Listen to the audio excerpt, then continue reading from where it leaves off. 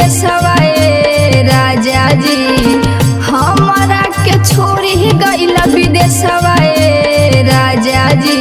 कहतानी तोहसे घरवा आ जाए राजा जी, कहतानी तोहसे घरवा आ जाए राजा जी, कहतानी तोहसे।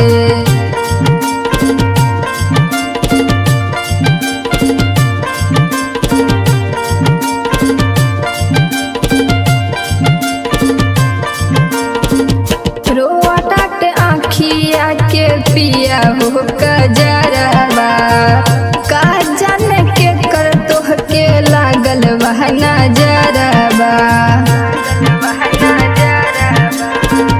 रोटा के आँखिया के पिया हो कजरवा, का जाने के कर तोह के लागल वह नजरवा।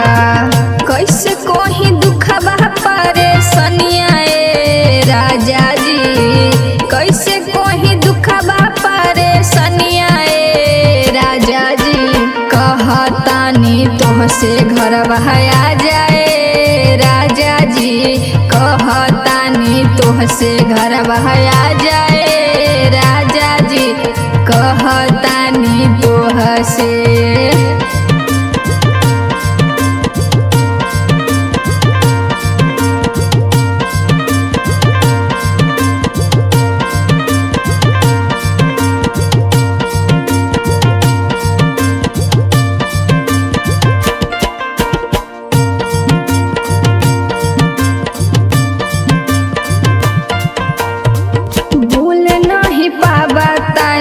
तोहरो सूरतिया ससुरा में होता पिया बड़ी दूर गतिया।